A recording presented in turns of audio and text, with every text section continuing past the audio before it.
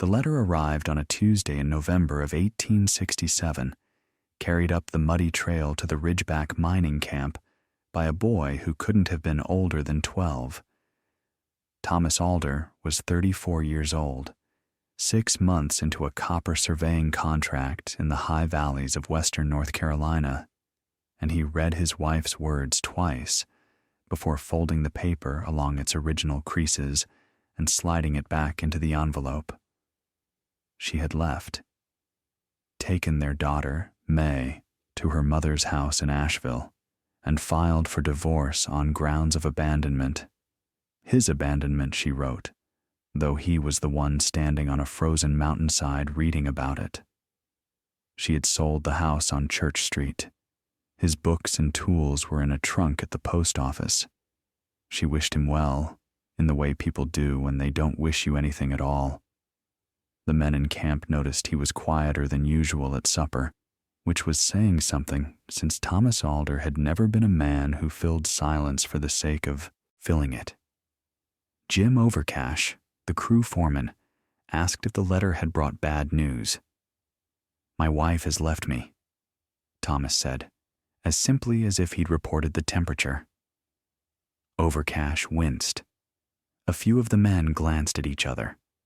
Someone muttered something about women and the cold, which wasn't funny but got a laugh anyway. "You heading down to sort it out?" Overcash asked. Thomas considered this. He looked out at the ridge above camp, where the first real snow of the season was collecting in the high saddles between the peaks. The contract ran through March. Below that mountain was a town where he no longer owned a house, a wife who no longer wanted him, and a daughter he might see on alternating Sundays if a judge was feeling generous. "No," he said. "I believe I'll stay." The copper survey ended in late February of 1868, and the men packed out on mules, descending into the warmer air of the valley with their pay vouchers and their aching backs.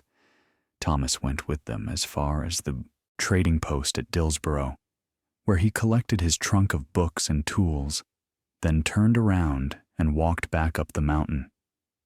He had found something during those winter months of surveying. Not copper, which the company wanted, but something else entirely. At approximately 4,200 feet of elevation, on a south-facing shelf of land tucked beneath a granite overhang, there was a phenomenon he couldn't stop thinking about. A seep of warm water emerged from a crack in the rock, not hot enough to steam, but warm enough. He had measured it at 58 degrees Fahrenheit in January, to keep the ground around it unfrozen even when the air temperature dropped well below zero. The warm spring fed a small pool, perhaps 8 feet across, before trickling down the slope and disappearing into the rhododendron thickets. Around that pool, in the dead of a mountain winter, ferns grew green. Moss covered the rocks in velvet thickness. A patch of chickweed had bloomed in December, tiny white flowers opening in the mist that rose from the warm water into the frozen air. Thomas had stood there on a survey break, watching that mist curl upward, and thought, "This mountain is breathing." He had read, in a battered copy of a London horticultural journal he'd found in a boarding house years earlier, about the great glass houses of England, Paxton's Crystal Palace, the palm houses at Kew, and how they used thermal mass and solar orientation to grow tropical plants in the English winter. He had read about the Romans and their specularia, rooms walled with thin sheets of mica to trap sunlight for growing cucumbers out of season. He had read about Korean ondol floors, heated from beneath by channeled smoke, and about the ancient Persian yakchals that used evaporative cooling to make ice in the desert. All of these ideas had lived in his mind as curiosities, interesting but abstract. Now, standing beside a warm spring on a frozen mountain with no wife, no home, and no particular reason to go anywhere else, They rearranged themselves into something like a plan. He would build a greenhouse, not in a valley, not in a town. Here, on this ridiculous, impractical, beautiful shelf of rock, where the earth itself provided heat. He spent the first 2 weeks of March building a basic shelter for himself, a lean-to against the granite overhang, chinked with moss and roofed with bark slabs weighted down with stones. It was crude and it leaked, but it kept the worst of the wind off, and when he angled it to catch the warm mist from the spring, the interior stayed above freezing even on bitter nights. The nearest town of any size was Silva, 7 miles down the mountain by trail. Thomas went there twice in March to buy supplies: salt, flour, nails, a roll of oiled canvas. And both times he heard people talking about him. The crazy surveyor who'd gone back up the mountain. The man whose wife left him and who'd lost his mind from the grief. Somebody said he was living in a hole in the rocks like an animal. Thomas let them talk. Words were just sounds. They couldn't hurt him unless he let them. What occupied his mind was glass. He needed glass, and glass was expensive, and he had exactly $47 to his name after paying for supplies.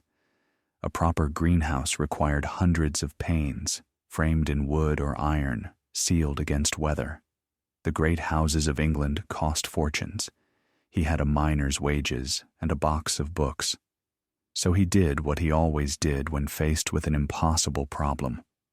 He observed, he read, and he thought. The solution came to him in April, when the mountain laurel was just beginning to bud, and the warm spring ran a little faster with snowmelt. He didn't need glass for the entire structure. The granite overhang already provided a north wall and partial roof. Nature had done half the work. The warm spring provided a heat source that burned no fuel and never ran out. What he needed was a south-facing transparent wall to capture sunlight and a way to channel the warm water beneath his growing beds. He rode the mail wagon to Asheville in May, a journey of 2 days, and spent 3 of his precious dollars on a collection of old window sashes from a hotel that was being demolished. They were mismatched, different sizes, some cracked, most dirty, but the glass was intact. He bought 14 of them and hired a freight wagon to carry them as far as the trailhead, then spent 4 days hauling them up the mountain one at a time, wrapped in old blankets, strapped to a pack frame he'd built from hickory. 2 broke on the trail. He went back for 2 more. By June of 1868, 6 months after his wife's letter, he had laid the foundation of his greenhouse. It was not what anyone would have called impressive.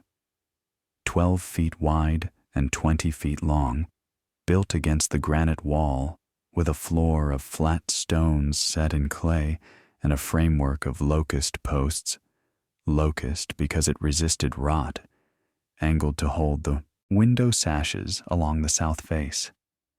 He dug a channel from the warm spring, lined it with flat rocks, and ran it beneath the growing beds in a serpentine pattern before letting it drain out the lower end and rejoin its natural course down the slope. The engineering was simple but effective. The 58-degree water, flowing continuously beneath beds of soil only 18 inches deep, kept the root zone warm. The glass wall captured solar heat during the day. The granite overhang, which had been absorbing sunlight all afternoon, radiated stored warmth back through the night. Thermal mass, the same principle that kept old stone churches cool in summer and tolerable in winter.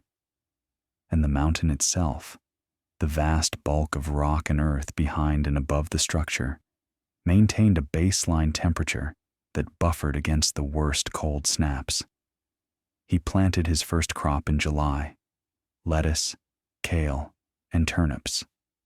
Late for a valley garden, but he wasn't interested in summer growing. He wanted to know if he could grow food in winter.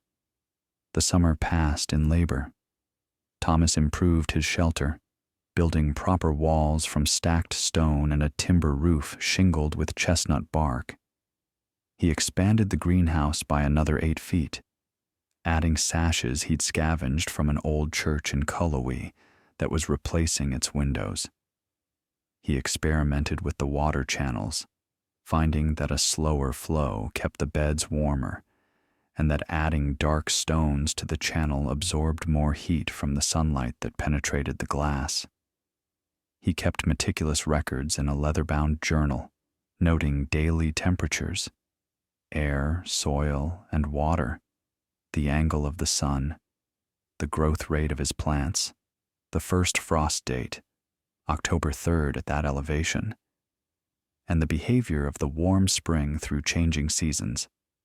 He discovered that the spring's temperature barely varied, hovering between 56 and 60 degrees year-round, which suggested it originated deep enough in the earth to be buffered from surface weather. What geologists would later call a geothermal source, fed by the natural temperature gradient of the Earth's crust, which increases roughly 1 degree Fahrenheit for every 70 feet of depth. By October, he had lettuce growing thick and green, while the maple trees above him burned orange and red and shed their leaves into the cold wind. By November, he had turnips the size of his fist, and kale so dark green it was nearly black, sweeter for the cold, the way brassicas always are when frost converts their starches to sugar. The first person to see his winter garden was a hunter named Raleigh Coward, who came through the high country in December, tracking a bear, and stumbled onto Thomas's shelf of rock with its improbable green glow. The glass catching the low winter sun, the mist from the warm spring drifting through the beds, the smell of growing things in a world locked in ice. Raleigh stood at the edge of the cleared ground and stared. "That ain't natural," he said. Thomas, who was kneeling between rows of winter lettuce, looked up. "It's entirely natural," he said. "The mountain does most of the work." Raleigh came closer, peering through the glass at the rows of green. Snow lay 6 inches deep on the ground around the structure, but inside the temperature was 48 degrees. Thomas had checked that morning. Warm enough for cold, hardy greens, cool enough to keep them from bolting. "You growing food up here? In December?" "I am." Raleigh shook his head slowly.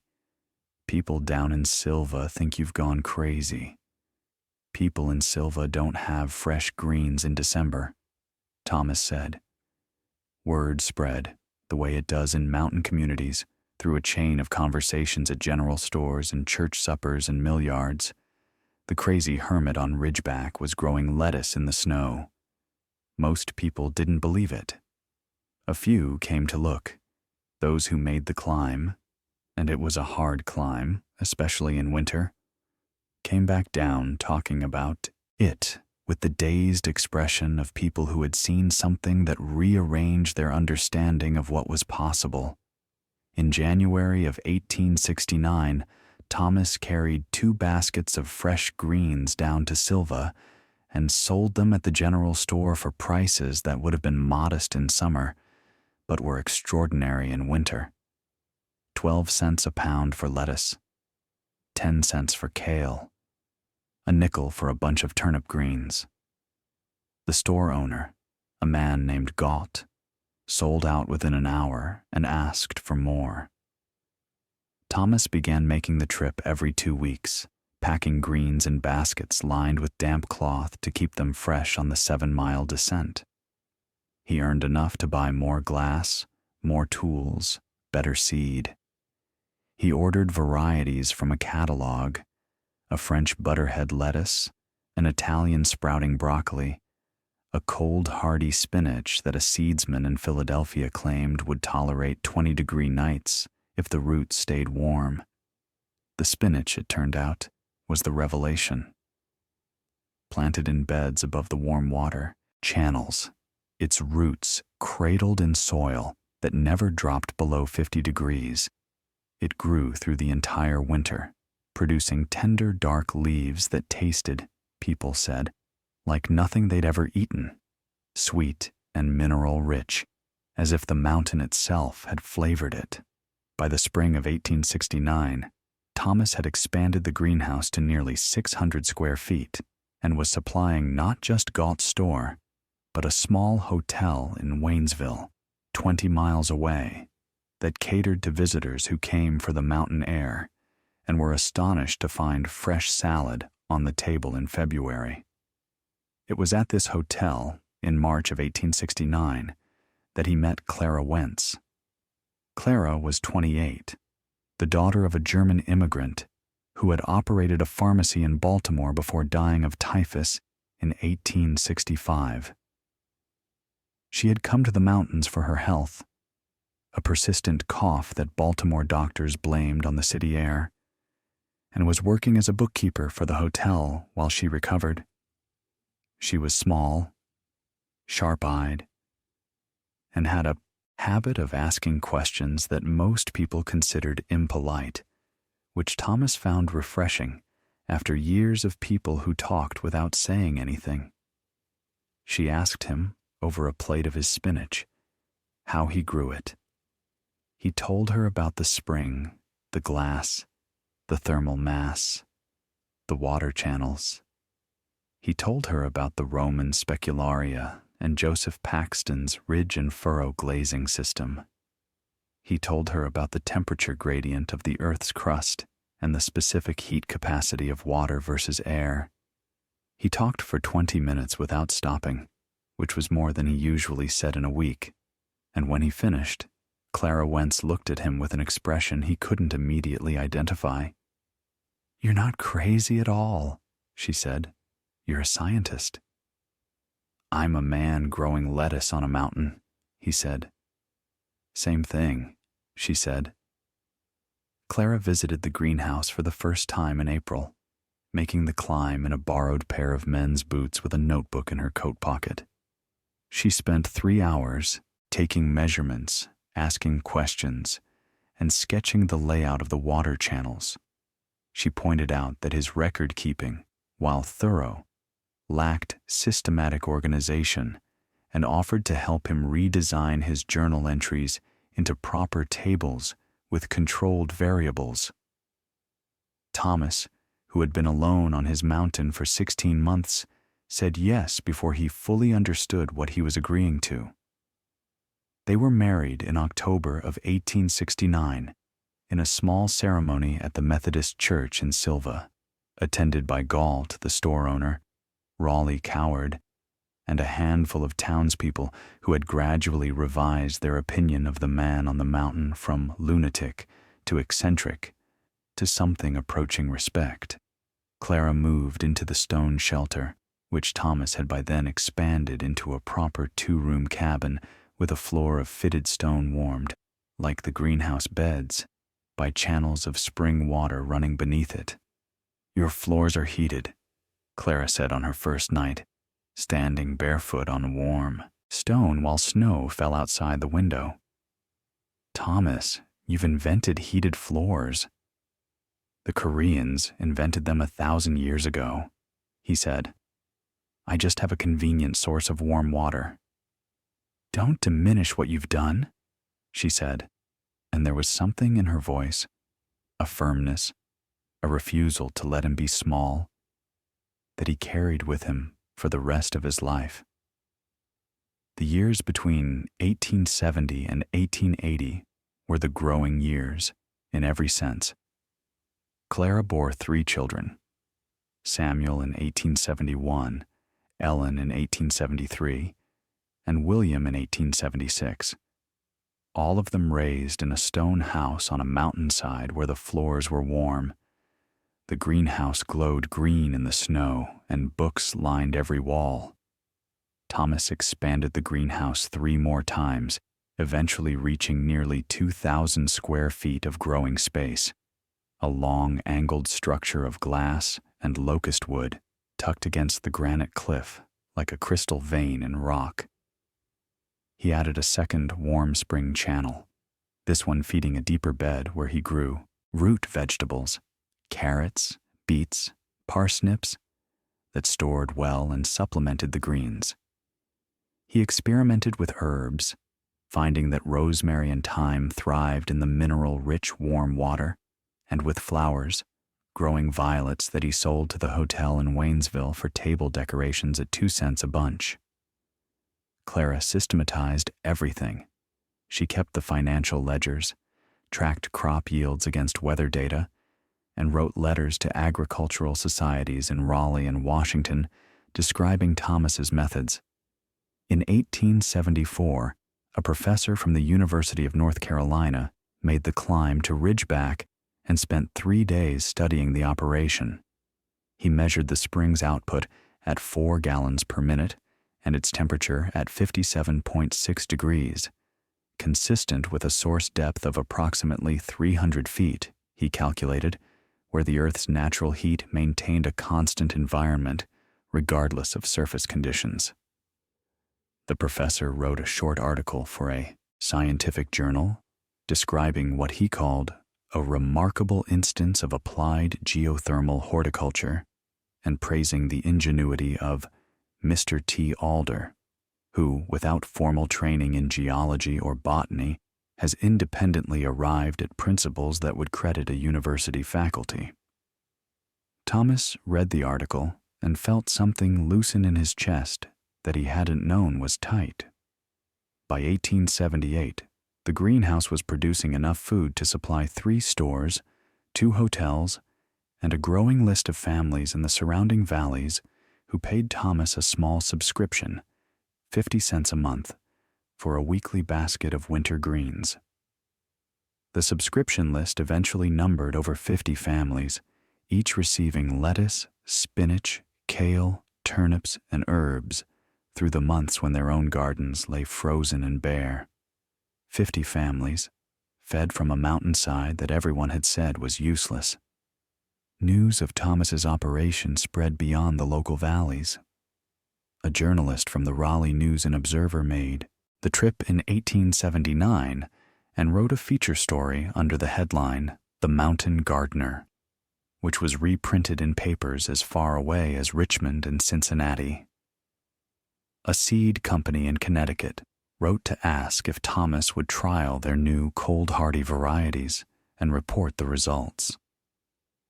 A delegation from the State Agricultural Board came to study his water channeling system and went home to recommend similar applications wherever warm springs occurred. Thomas received all of this attention with the same quiet patience he brought to everything else. He answered letters. He showed visitors around. He explained his methods carefully and completely, holding nothing back, because he believed that knowledge hoarded was knowledge wasted. Anyone with a warm spring and some old windows could do this, he told the journalist from Raleigh. But nobody did, the journalist pointed out. Nobody looked, Thomas said. It was Clara who suggested he begin teaching. In 1881, he held his first workshop, 3 days on the mountain, open to anyone who could make the climb, covering the principles of passive solar heating, thermal mass, water channel construction, and cold-hardy crop selection. 12 people came the first year, 26 the second. By 1885, he was holding 2 workshops annually, spring and fall, and former students had built similar structures at warm springs in Tennessee, Virginia, and as far away as southern Pennsylvania. Not all of them worked as well as his. Some springs were too cool, some sites too shaded, some builders too impatient to observe before acting. But a handful flourished, and Thomas tracked their progress through letters the way a father tracks children who have left home, with pride, concern, and an ongoing stream of advice. In 1882, Thomas received a letter from Asheville, It was from his ex-wife, Margaret, written in a careful hand that he still recognized. May, their daughter, was 15 now, and Margaret thought it was time she knew her father. Would he be willing to receive a visit? He would. May came in June, a quiet girl with Thomas's dark eyes and her mother's cautious way of entering a room. She stayed 3 weeks. She helped Clara in the kitchen and followed Thomas through the greenhouse, listening as he explained the principles that kept everything alive. On her last day, she asked if she could come back. "Whenever you like," Thomas said. "The mountain doesn't turn anyone away." May returned every summer until she married in 1889. She named her first son Thomas. The decade of the 1880s brought success that would have been unimaginable to the man who had stood in a mining camp reading a letter from his wife. Thomas's subscription list grew to over 50 families. His workshops drew students from 4 states.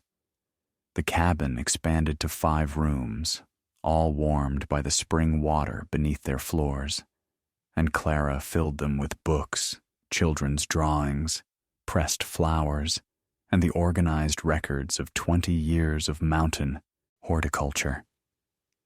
His older brothers, he had 2, both of whom had inherited better land and more money from their father's estate in Virginia, had not fared as well. The eldest, Robert, had sold his farm to speculators and lost the proceeds in a railroad investment. The middle brother, James, still farmed but struggled with depleted soil and falling crop prices. Neither had spoken to Thomas in years. Neither came to visit. Thomas did not seek them out. He did not gloat. He simply continued the work, which was its own answer to anyone who had ever doubted him. In the winter of 1891, Clara noticed that Thomas was moving more slowly. He was 58, not old by the standards of the day, but the mountain years had been hard ones. Decades of climbing, hauling, building, kneeling in cold soil. His hands, which had carried hundreds of panes of glass up a 7-mile trail, ached in the cold. His knees protested the slopes.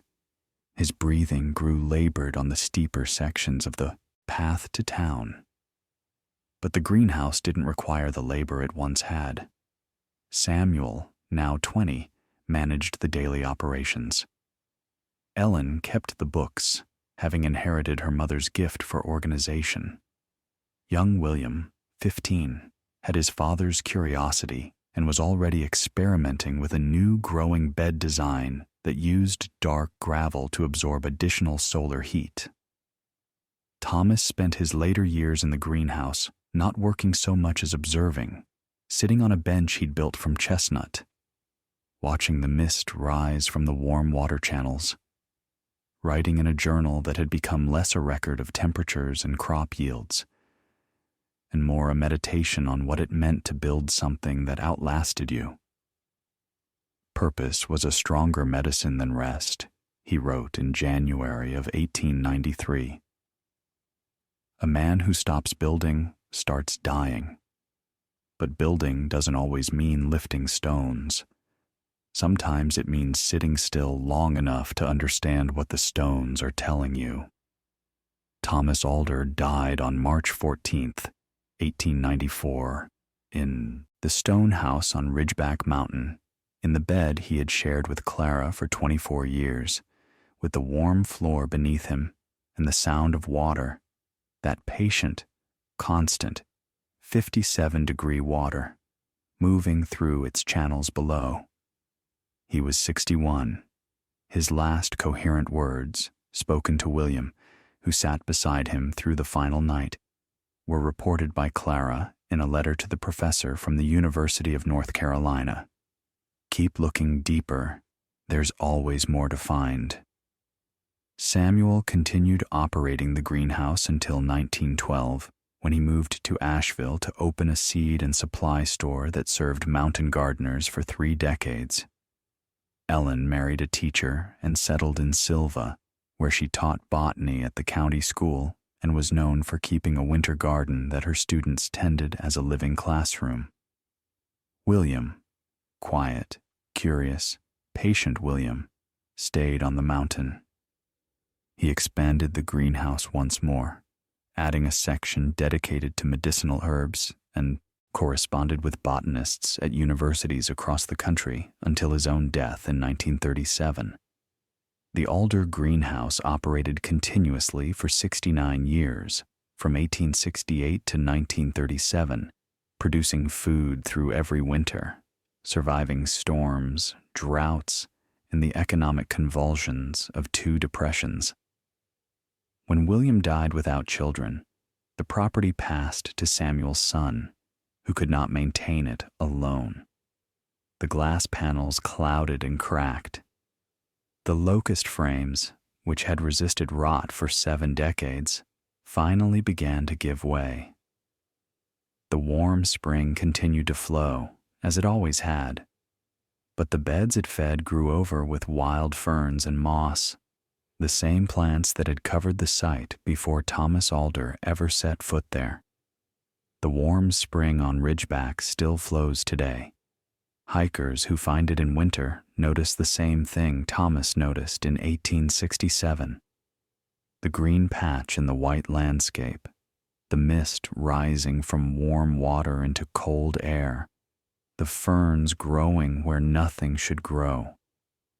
The ruins of the Yi greenhouse foundation are still visible, flat stones set in clay, the serpentine channel carved into bedrock, a few rotted locust posts standing like sentinels. The cabin is gone, but the floor stones remain, and visitors sometimes notice that the ground beneath them is warm to the touch. Geologists have since confirmed what Thomas intuited through observation. The spring is fed by rainwater that percolates deep into the fractured granite of the Blue Ridge, descending perhaps 400 feet before encountering rock heated by the Earth's interior, then rising along fault lines back to the surface. It is a small, quiet expression of the same forces that drive geysers in Yellowstone and hot springs in Iceland. The planet's internal heat, older than any human structure, patient beyond all imagining. Thomas Alder did not invent geothermal greenhouse cultivation. The principles he used were ancient, scattered across cultures and centuries. What he did was simpler and perhaps more remarkable. He paid attention. He looked at a patch of green ferns on a frozen mountainside and asked why. He read everything he could find, connected ideas from Rome and Korea and England, and built something useful from the answer. His wife left him on a mountain, and he grew a garden in the snow. Surviving, after all, is just another word for building. Building shelter, building knowledge, building something green and alive in a world that would prefer to stay frozen. Thomas Alder built all of these things, not because he wanted to prove anyone wrong, but because building was the only response to loss that made any sense to him. The spring still flows, the mountain still breathes, and somewhere in the Appalachian winters, in greenhouses that trace their lineage back to a lonely man with a box of books and a collection of salvaged windows, greens are growing in the snow. There is always more to find.